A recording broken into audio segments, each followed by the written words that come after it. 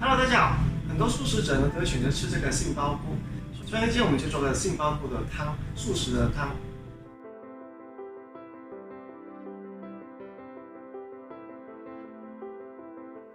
我自己做的是比较小的分量，所以呢，我就选择用2条杏鲍菇来做这个汤，还有这种鲍鱼菇，然后呢，还有枸橘子，还有红枣。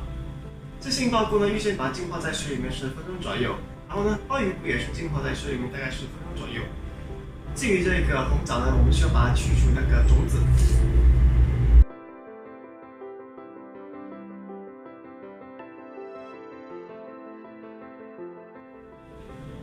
接下来呢，就是把这个杏鲍菇切片。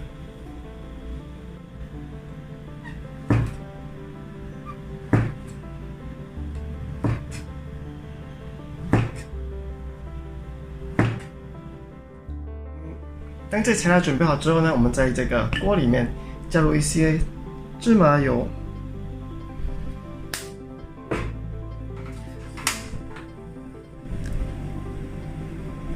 然后当火煮热之后，就可以把这些切好的杏鲍菇放进去，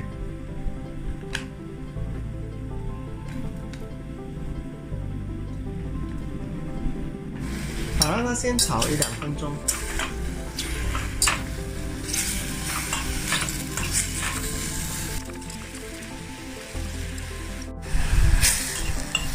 当杏鲍菇都煮软之后呢，我们就可以把清水加进去。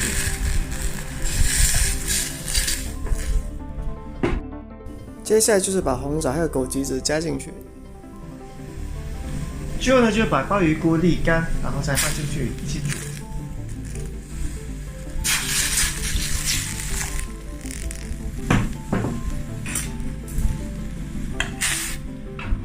大概煮10分钟左右。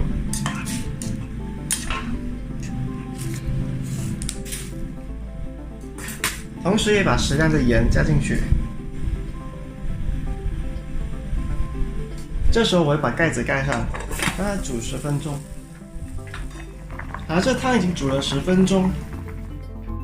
好，今天的影片就到这。如果你喜欢这个影片，就帮我按个赞，还有订阅这个频道。